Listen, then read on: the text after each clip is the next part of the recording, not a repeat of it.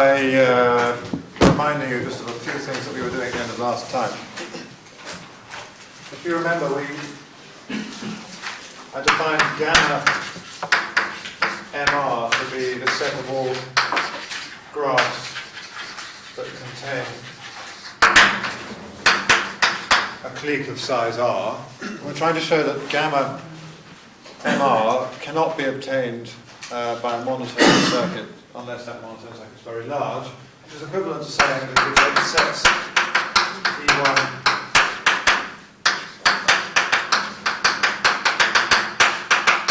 up to EM, such that these ones are the half spaces xi equals 1, and these ones are built out of earlier ones using intersections, unions, and complements, then EM cannot equal gamma MR unless M is very large. That's what we'd like to prove.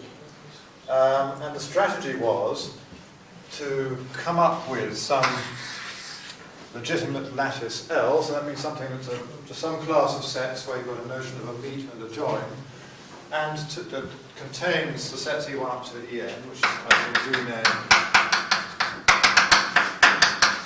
F1 up to Fn. And then whenever you had a union of two earlier things, you took a join, and whenever you had an intersection of two earlier things, you took the meet, and complements aren't allowed here, so I think I've just accidentally mentioned complements without meaning to. So we sort of imitate the computation above, but stick inside L. And then the idea then is to do a two-stage process. One is to show that not that Fm cannot equal gamma MR, because that's not sufficient, but we want to show that Fm is a long way away from gamma MR in some sense. And what we do to do that is to say that Fm, and that Fm approximates Em sufficiently closely in some sense that then Em cannot actually equal gamma MR. And I proved, well, I sort of half proved a lemma to the effect of what one could do along those lines more precisely. But this time I want to sort of redo it actually, because I sort of tried to generate the lemma from the proof. But this time I'm going to do things in a more conventional way. I'll just state the lemma and prove it. But I won't do the whole proof because a number of aspects will be very similar to other ones. So I'll do it and then I'll do most of it. Let me remind you of some notation. So let's suppose we've chosen our meet and our join, then we define error sets. We're going to assume that we have chosen these meets and joins in such a way that A meet B is always contained in A intersect B, and A join B always contains A union B whenever A, B belong to this connection L. And having done that, we define the error sets to be just the differences. Wrong way around. And the other one.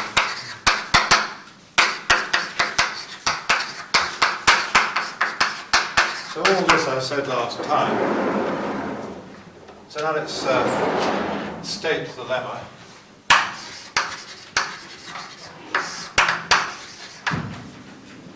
What should I say? Let everything be as above.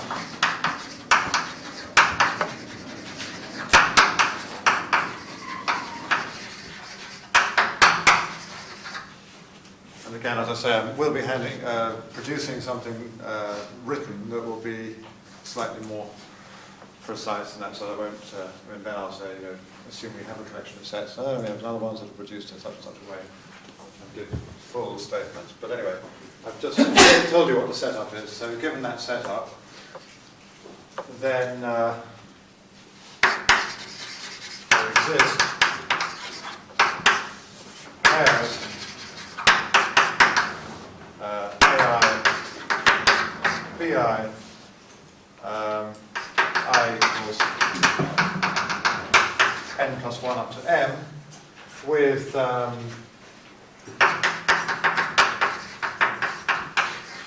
AI and BI coming from the lattice L, such that for every R less than or equal to M, we have that ER take away FR is contained in the union I equals M plus 1 to R delta cut AI BI, and FR take away ER is contained in the union I equals M plus 1 to R delta cat AI BI. And we can actually say slightly more than this, but there's no need.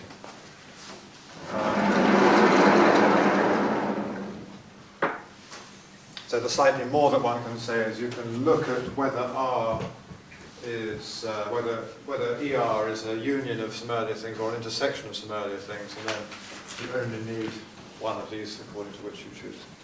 But let's I've sort of proved half this lemma, so let me try proving the other half of this lemma in this more formal thing, and then so suppose that EM, I should say induction on M. Suppose that EM is ER. I'm going to do the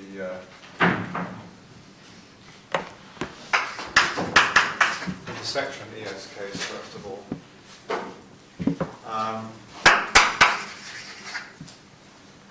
Then Fn equals Fr meet Fs. So Fn minus Em equals Fr.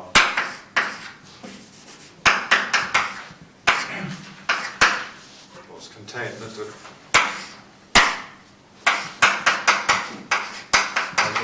Two steps in one, since we've sort of seen it already.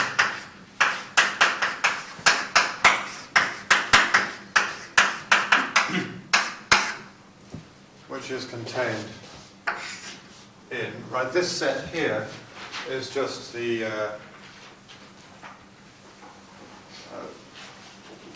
it's not the one I wanted to do first, but let's just, actually it's not such a problem to do this one first. So, but empty set union FR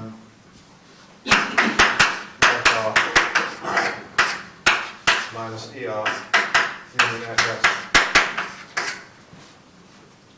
minus ES, and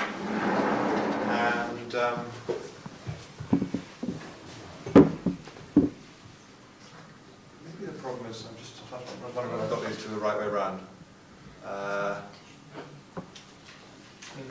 I think I've got them the wrong way around, actually. I have, yes, okay. That's why I was confusing myself. Okay, so in particular, I got them the opposite way around what I said in the last lecture. Okay, but that's fine. So in that case,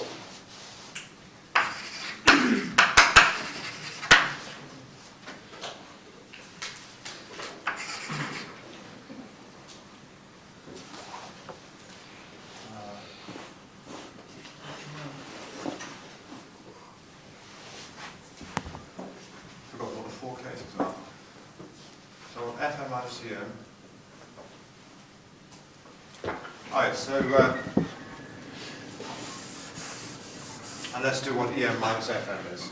So this is not quite the way I organised it last time. But so also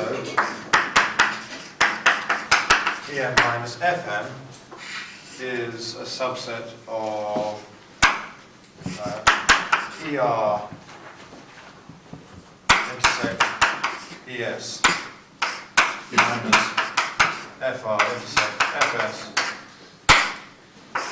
union FR intersect FS minus FR meet FS, which is contained in ER minus FR union ES minus FS union delta meet FR FS. So in this case,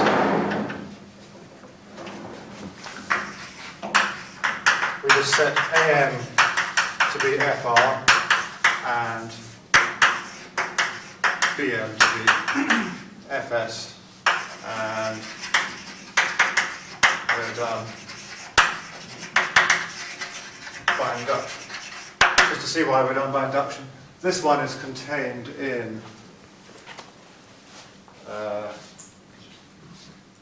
this union for R, and the other one's contained in the same union for S, and we just add on the set AM, BM, and that increases the union to what we want for M. And a similar argument does the case that EM equals ER union ES. So we put it all together, and we get that, as I say, if you take ER and take away R, that will be contained in a union of sort of intersection style error sets, and if I take FR, take away ER, it will be contained in a set of union style error sets. So now, here's what I'm going to sort of lay out a bit more of the strategy of the proof. Before I say what the lattice L is going to be. Because the definition of lattice L, if you just snap it down, is extremely mysterious looking. But if I make a few preliminary remarks, then I think it will help a bit. So I just want to say what the lattice is hoping to achieve. And in particular, there's one aspect of the proof that's not completely obvious. I got the statement of the lemma. Yes, it's there. So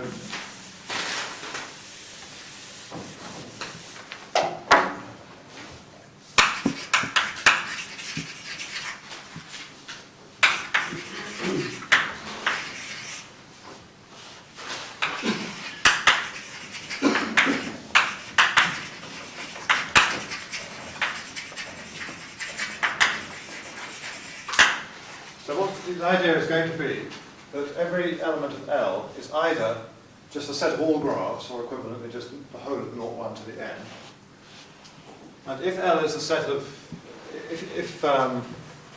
so in that case we could say if our Fm happened to be that element, which is a set of all graphs, then Em certainly isn't a set of all graphs if Em is to equal gamma mr. So gamma mr is a set of all graphs that contain a clique of size R. So gamma mr in particular, this is an important point, gamma mr does not contain any complete R-1 R-type graph. Sorry. Yeah, that's what I mean. Because a complete R-1 par-type graph doesn't contain any clique of size R. So that's a little trivial remark. But the reason for the trivial remark is that if we chose our approximating sequences and ended up with Fm being the element of L that was in fact the whole of 0, 1 to the n, in other words, it included all graphs, then Fm would include every single complete R-1 par-type graph. But En, we would want to contain no complete R-par-type graphs, and therefore we would want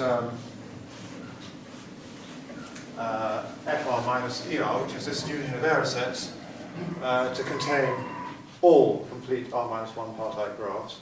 So we will try to devise the lattice in such a way that each of these error sets contains only a small number of complete R minus 1 partite graphs.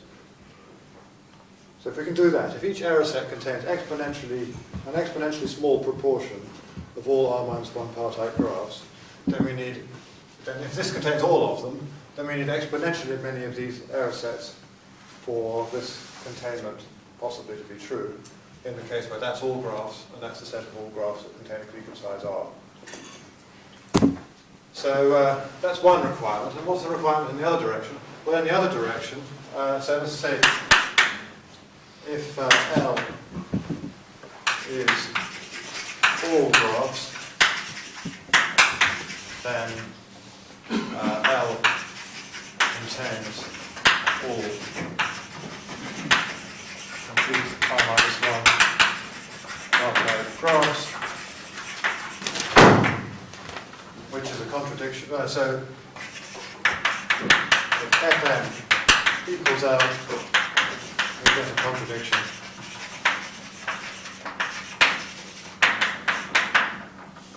If every error set of this type contains very few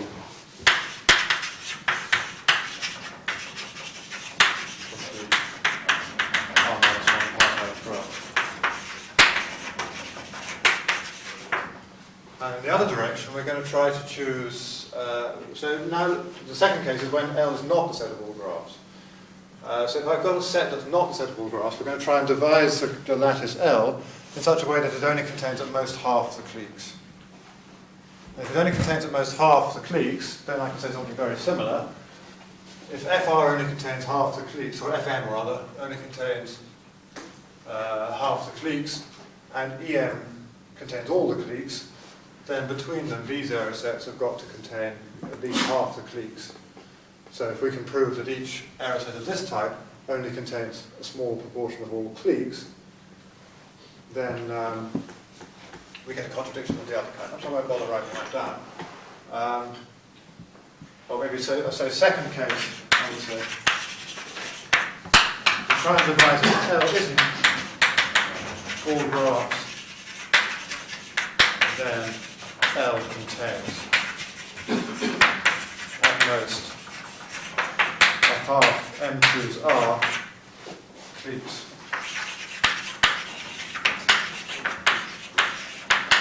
of size R, and then we're done, as I say, if we can show that these error sets only contain a small proportion of all possible cliques of size R.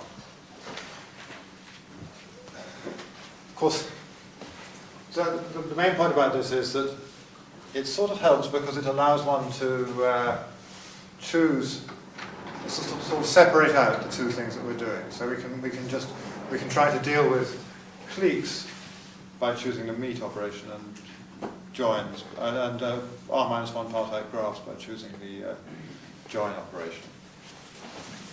And in some sense that's sort of why, or one reason why, things work better in the monotone case. In the non-monotone case, when we had complements, we would be forced to come up with some definition of meet that more or less gave us something very similar for the join, because once we took the complements, we'd be turning the meet into a join or something like that. So this idea of just separating out the two things wouldn't work. But that still leaves it completely open how on earth you choose L and these operations. So I'm now actually going to draw a slight sort of rabbit out of hat, but I think they're rather natural ones. So the first one, we know that L contains monotone sets. I haven't quite settled the monotone set. A monotone set is a set of graphs such that if you've got a graph that's in the set and you add some more edges, then you're still in the set. Now, if you've got a monotone set, then it's determined by its minimal elements. If I know what a minimal graph is in a monotone set, then the monotone set is the set of all graphs that contain one of my minimal graphs, obviously. So it's very helpful to think, when you're thinking about monotone sets of graphs, about what the minimal graphs are in that monotone set. Now what we're trying to do is find a class of sort of simpler monotone sets. So we could say, one way of simplifying could be to say that we're going to take monotone sets whose minimal elements have a particular form. Just as a sort of test of how natural this is, can anyone guess what a sort of naturalish form in this problem for the minimal elements of a sort of slightly restricted set of graphs might be? So every minimal element is a something, some kind of graph. Any guesses about what that kind of graph might be? I don't care if it's wrong. I just want to see whether how many guesses it takes to get to it. A complete R minus 1 parsec. Okay, complete R minus 1 parsec. Any other guesses? I claim there's only one more guess. Complete R. Remember? Complete R parsec? That's the same guess No. as the previous one. A complete R parsec, Clique. sorry. A clique. A clique. Okay, we got there in 3 guesses. So that sort of proof that this is not a totally wild thing to do. So the sets in curly L will be sets whose minimal elements are cliques. Actually, there's going to be more to it than that, but L is not going to be just the set of all graphs, the collection of all sets of graphs whose minimal elements are cliques, because, for example, gamma MR is an element of that, and we're trying to prove that gamma MR is not close to it. So we've got to be a little bit, and that's one way that maybe the clique thing is, at first, it feels a bit strange because we're sort of trying to avoid cliques. What that tells us is that we cannot afford to let a set in L be of the form, an arbitrary set of the form, the set of all graphs that contains a clique in with vertex set belonging to this collection of sets. But nevertheless, here's a piece of notation which we're going to use. So if A is some set system, that, by the way, is notation for the power set of a set of integers from 1 to n. I'm going to use this now.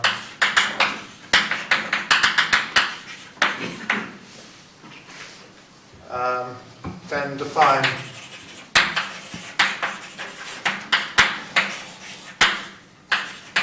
to be a set of all cliques, so a set of all graphs containing a clique with vertex set in A. Now, as I said, gamma MR is precisely this set when A is a collection of all sets of size R. So we've got to restrict somehow what sets A we're allowed to choose to get into curly L.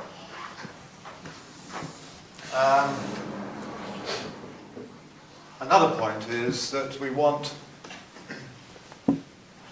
any element of L either to be the whole of 0, 1 to the n, i.e. to contain all graphs, or to contain at most half the cliques. So one way of getting a handle on that is to show that A doesn't contain too many minimal elements of any given size. If we could somehow manage to ensure that a set A,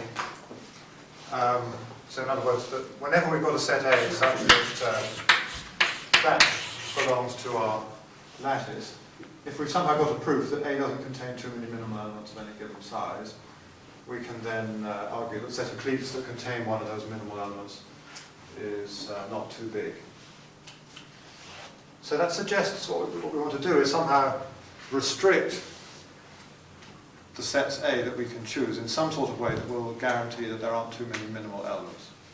By the way, we might as well, this is a total willow, we might as well assume that the sets A are upsets, that if you've got a set in A, you've got all sets including that set. That's a very convenient thing to do. Now the next idea, again I'll draw out of my head, but I think it is a rather natural one, which is to define the notion of simplicity of A in terms of a closure operation. So what we're going to do is we're going to say, given a set A, if you've got a bunch of sets with some property and another set over here that are related in a certain way, then we say that these sets generate that set, and that set comes into here. And whenever you've got a set, you chuck in every set that you can generate from that set. And then we say, we'll insist that our sets A are closed in some funny operation. That again, I think, okay, it's not maybe the first thing that comes into one's mind, but it's not a completely, once you say it, it sounds reasonably sensible. So let's just think a little bit about, I'm now going to tell you what the closure operation is, but I just want to say one thing. If you've got a closure operation, then the obvious definition of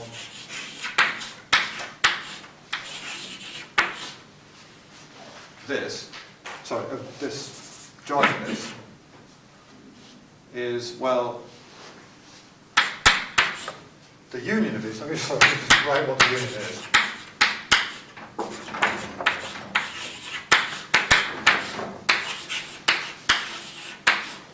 That's easy to check. The set of things that either contain an element of A or contain an element of B is a set of things that contain some element of A union B. Trouble is, A union B is not necessarily closed if A and B are closed. Unions of closed things don't tend nothing, but intersections of closed things do. So what would be a sensible definition of the meet? Obviously just take the closure of,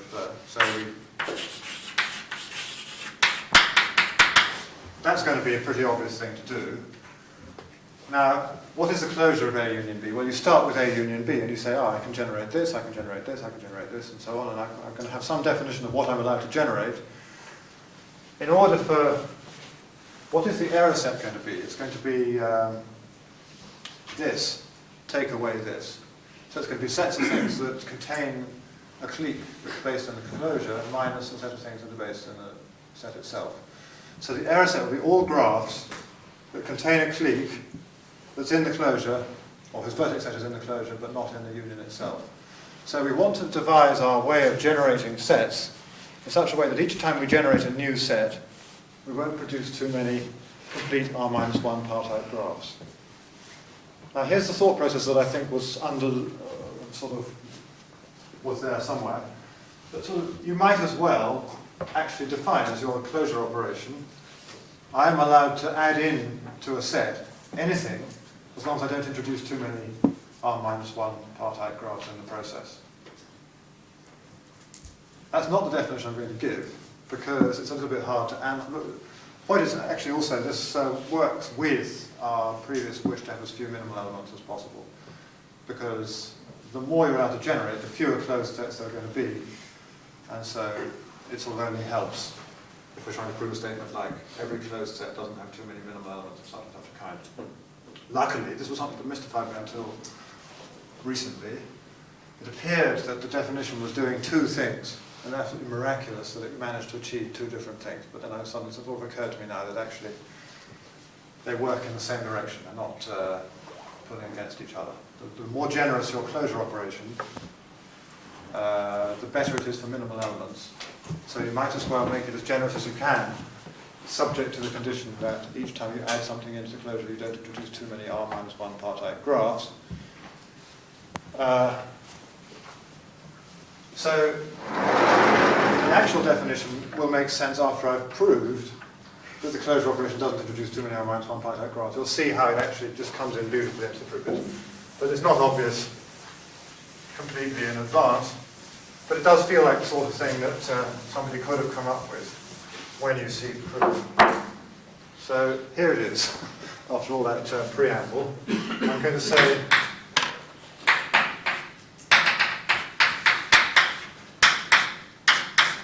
got a collection of sets, A1 up to AS, not necessarily distinct. I'll say that they generate A, or I think in the paper that I got this from, they say entail A. That's why it has this notation. But anyway, we'll say that they generate A if AI intersect AJ is a subset of A for all I not equal to J.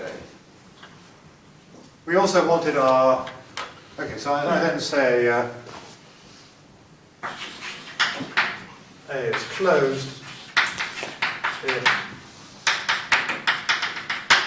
obvious thing, those belonging to A and generating A, that implies A belongs to curly A, and the closure is the smallest closed set containing A, which as usual you can think of in two ways. Either you start with A and just keep generating until you can't generate anything new, or you take the intersection of all closed sets that contain A and you get the same thing.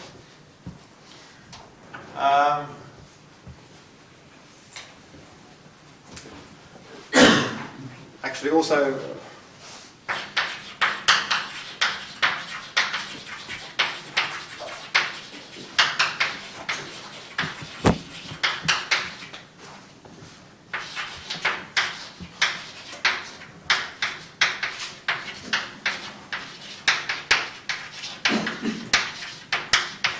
we're only going to be thinking about, this is another important actually aspect of the whole thing, that the sets curly A that we take, although I said they were closed upwards, actually we're only going to be looking at sets, set systems whose, the sets of which have size at most L, and L and S are both parameters that I haven't chosen and will be optimized later on in the proof.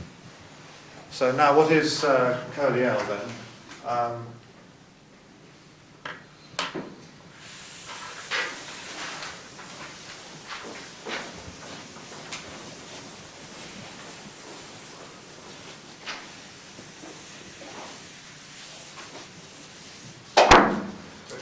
Curly L is the set of all sets like that, such that A consists of sets of size at most little l, and A is closed. And the meat of two elements of L is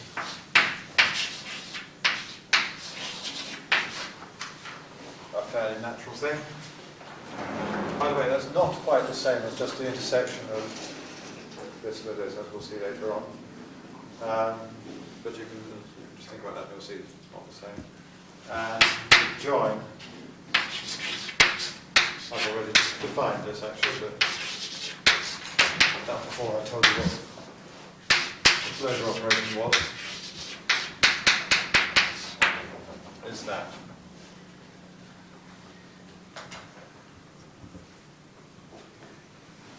As I say, when I first saw that, I thought that was really quite a lot to take in all at once.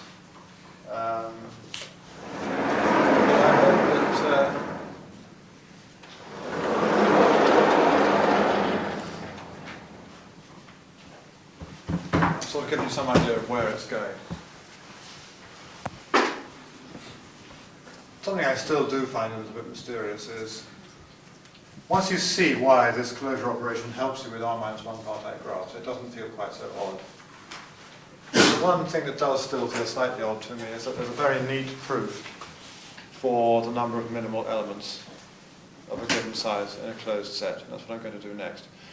And by the way, just notice that this definition as given automatically implies that closed sets are sort of closed upwards, because you can just take all of A1 up to AS to be the same set, and then they generate any set that's bigger than that set. It's a matter of convenience.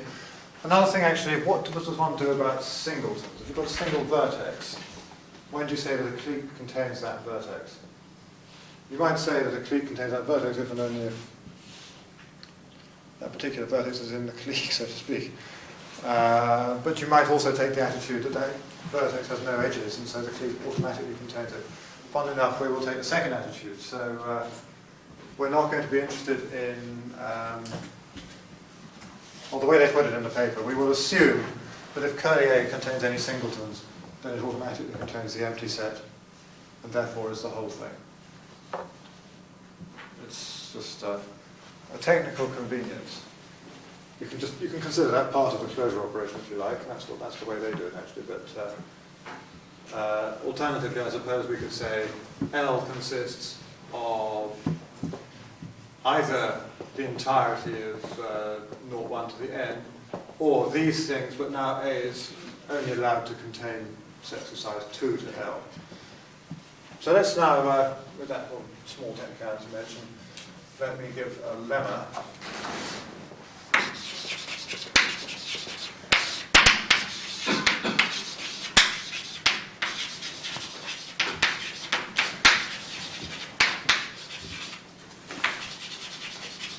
The number of minimal elements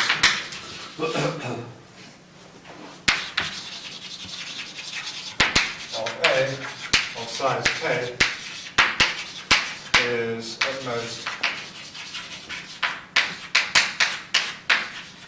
s minus 1 to the k. One can get a little bit of a feel for the closure operation by first proving that this is best possible if true. And so let me just quickly do that. It's not needed for the proof, but it's a nice remark. I should also say, I haven't said this yet, but the proof that I'm giving is an extension of Razborov's original argument, or modification of Razborov's original argument due to Alon and Bopana.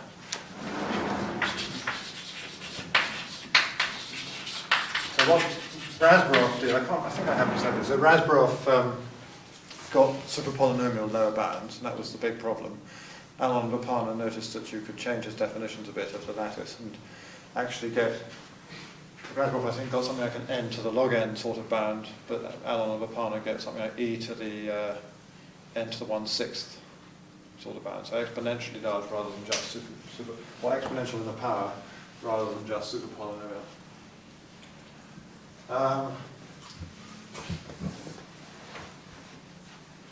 Okay, so let's just see why it's best possible. You just take sets. I won't write it down properly.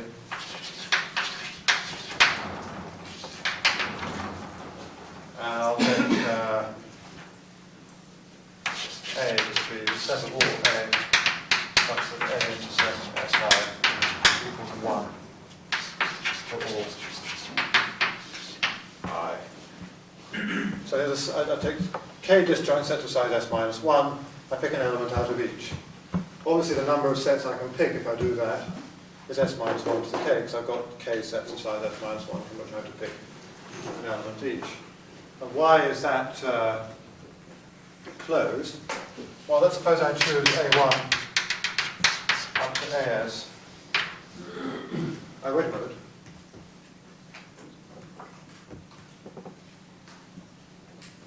Yeah, let's suppose I choose A1 up to AS, and they are minimal elements of curly A.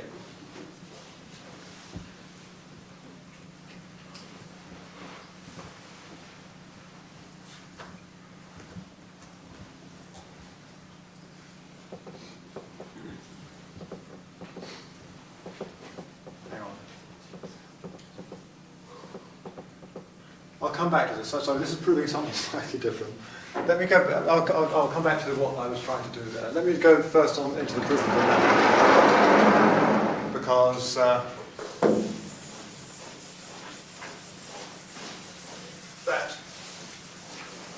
example is illustrating something that's very, very closely connected with the lemma, but not quite the same. So.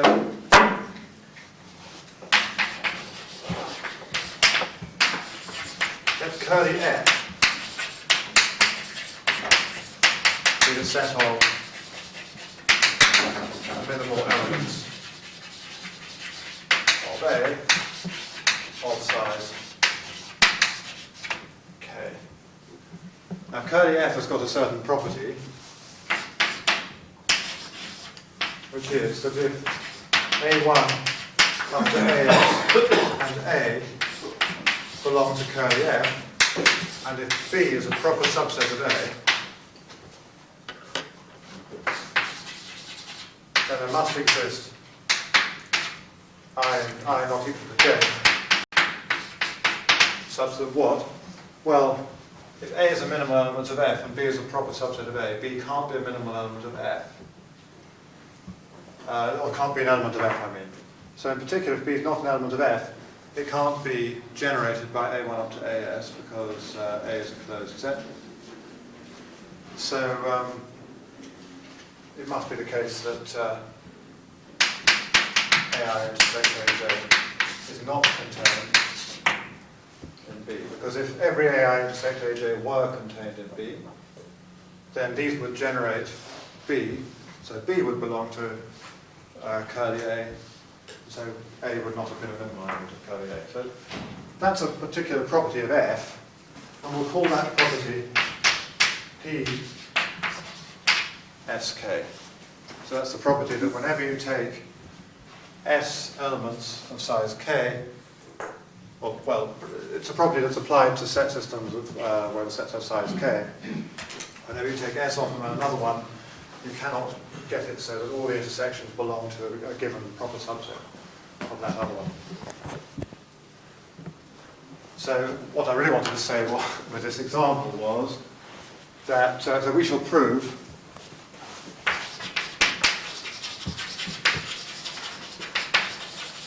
that every f with property PSK has size at most s minus 1 to the k. Okay, so this is what the example shows. I'm going to, here is an example, I'm not calling it curly A, it's called curly f, of a collection of sets that has size s minus 1 to the k and does have property PSK. And that's because if I choose sets A1 up to AS and A, and then I choose B that's a proper subset of A, then B can't intersect all the sets S1 up to SK. So let's suppose B doesn't intersect Sj. So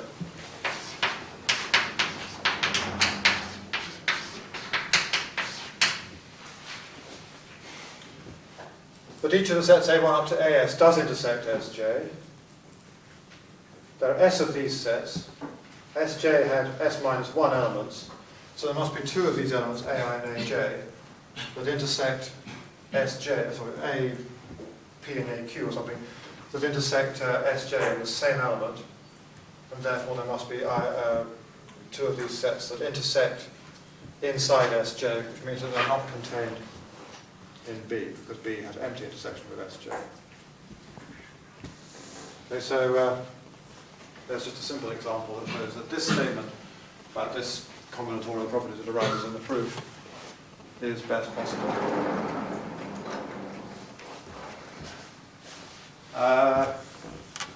So we're going to prove this by induction. So I'll let, first of all, if S equals 2, it's induction on S, and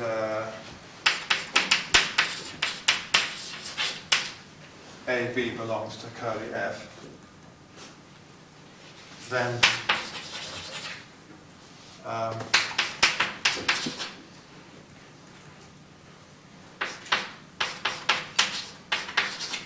AB certainly entails A intersect B, because all possible intersections of these are subject to A intersect B. So A intersect B can't be a proper subset of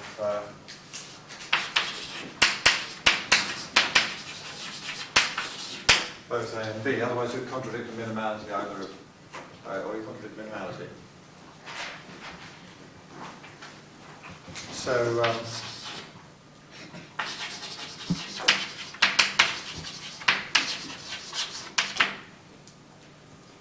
sorry, of either, I mean.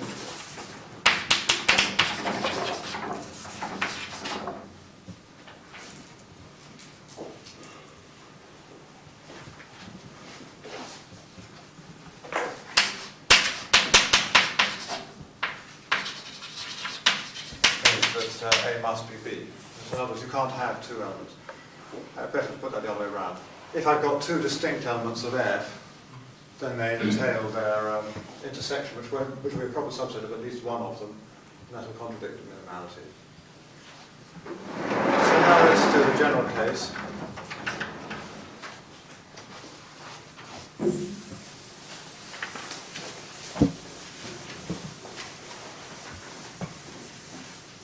And this was the example I'm referring to when I say that it sort of comes out so neatly that it's slightly mysterious, given that somehow the property is more devised not for this bit, but for the R-1 part-out graphs.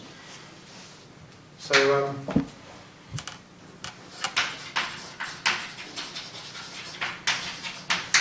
let's just pick any old element of curly F, and for each subset of E, let curly F C be the set of all A minus E, such that A belongs to F, and A intersect E equals C. So everything has some intersection with E. We'll take all the ones that have intersection equal to C. The claim that FC has property P S minus 1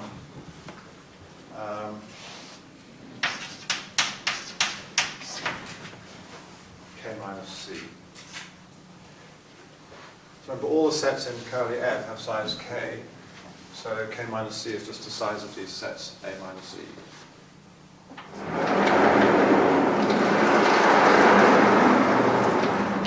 So let's prove that by contradiction. But if not, then we can find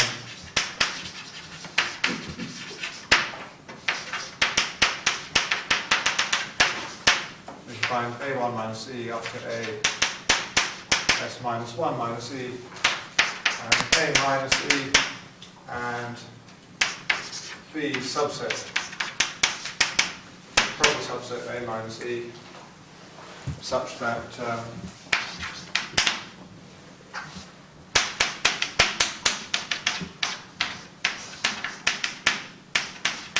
this is always the case.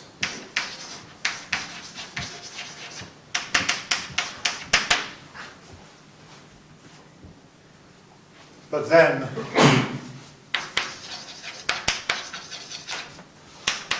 AI intersect AJ is a subset of C union B, which is a proper subset of C, a proper subset of A. I should say these all belong to curly FC. So when I put C back in, I get elements of F. And that doesn't quite contradict the fact that F has property SK, because I've only got S minus 1 sets there. But I can also add in one more set, and that's the set C itself. Sorry, not C itself, but it's the set E itself. But also E intersect AI equals C, which is a subset of C union B. So the sets A1 up to AS minus 1 and E between them contradict property property that F was supposed to have, so there's our contradiction. And now let's just do a few calculations to see what bound that gives.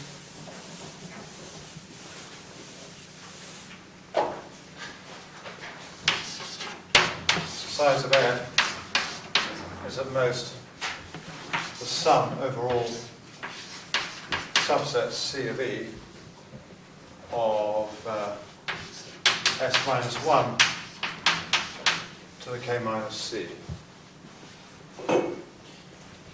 And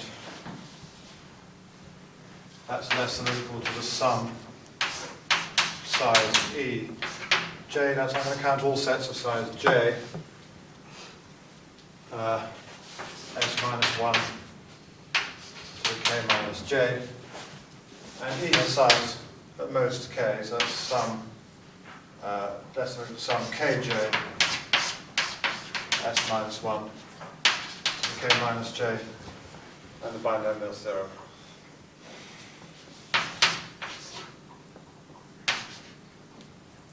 Sorry, it should be S minus 2 for the inductive hypothesis, I beg your pardon.